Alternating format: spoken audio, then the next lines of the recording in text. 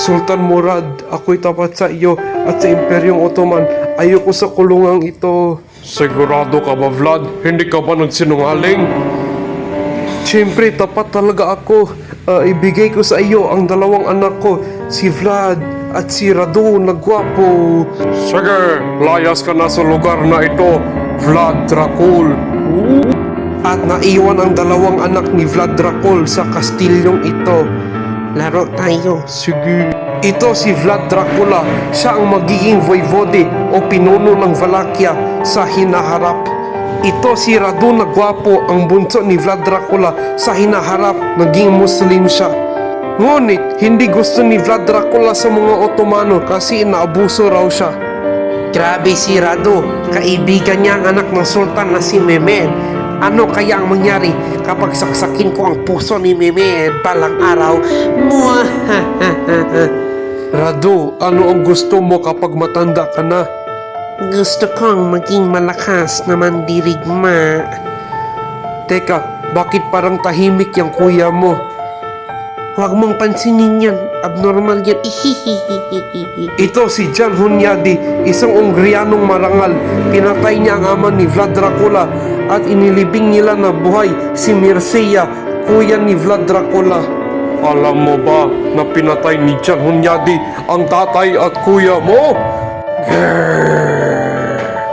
Ito na ang bagong pinuno ng Wallachia, si Vladislav Pangalawa. Maghiganti ako at saksakin ko si Jan Hunyadi. At tutulungan ka namin na maging voivode ng Wallachia, Vlad. Hoy, buwisit ang mga Ottomano. Tinulungan nila ang anak ni Vlad Pangalawa na maging voivode. Tutulungan kita, Vladislav. Awayin natin siya. Sa wakas, ako na ang voivode. Salamat, Ottomans. Ngunit pagkatapos lamang ng 2 buwan, natalo si Vlad Dracula, kaya si Vladislav Pangalawa ng voivode. Salamat, Jan Hunyadi.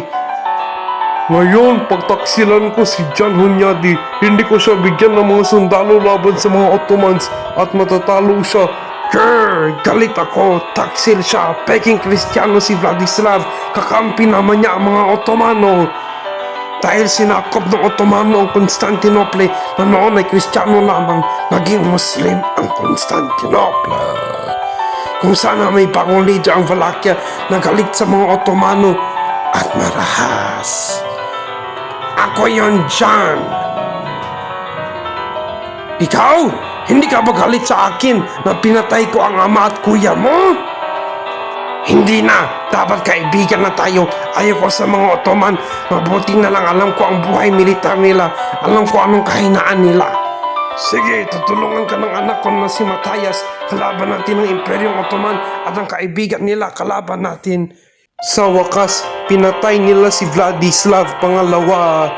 Sayang, patay na si Jan Hunyadi, pero mabuti ako ng voivode. Kaya tusukin ko ang mga boyars dahil taksil sila sa pamilya ko. At mga lakal na Saxons, tusukin din sila.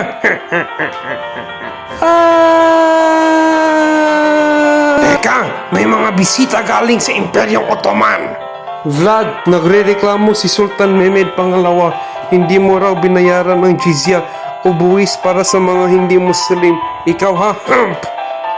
Dapat ipako ang turban nila sa ulo nila at tusukin sila.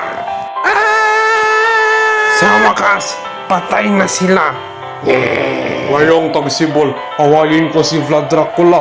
Radu, dapat patayin mo ang kuya mo. Sige, ako na ang bahala dyan, Sultan. Hunyo 17, 1462. Nagbabalat kayo si Vlad at ang hukbo niya para makapasok sila sa kampo ng Ottoman. Mabuti marunong magsalita ng Turkish si Vlad. 1, 2, 3. Alas 2 ng umaga, sinunog ng hukbo ni Vlad ang kampo. Nagtatakbuhan ang mga kabayo, camel at mga Turko at Bulgariano. Kaso lang, maling tent ang pinasukan ni Vlad. Balak niyang saksakin si Sultan Mehmed. Pero wala siya sa loob. Takot na takot si Sultan Mehmed nung makita niya ang mga bangkay na natusok sa mga stick. Grabe, hindi ko kayang sakupin ang bansa na parang may sakit sa utak ang pinuno nila. Tinusok ni Vlad ang mga sundalo natin, oh! Miss ko na ang dating kuya ko.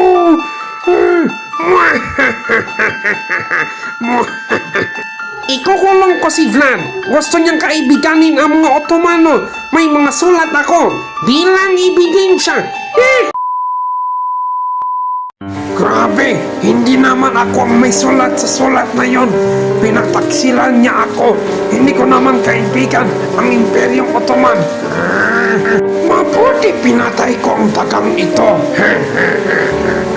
Vlad, pasensya na po Vlad. Malaya ka na. Talaga? Hindi mo na ba ako niloloko? Sa totoo lang, dapat magbago ka ng reliyon. Imbis na orthodox ka, dapat katoliko ka at malaya ka na pagkatapos yun. At pwede mo nang awayin ang mga Ottomano para kunin mo ang trono ulit. Pasensya na po kung taksil ako sa iyo noong nakaraang 12 taon. Ayoko lang ng gulo pagitan sa iyo at sa Imperyong Ottoman kasi baka magkaroon tayo ng gera. Kaya tama ka, peki ang mga sulat na yon.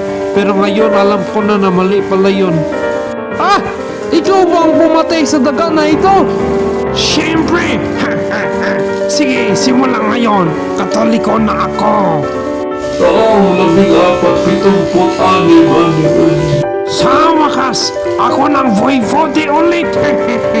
Pagkatapos ng 2 buwan, pinugutan daw ng mga Ottomano ang ulo niya at inilagay yun sa gate ng moske. Oof. Siya ang inspirasyon ni Bram Stoker para sa Dracula at isa siyang Kristiyano.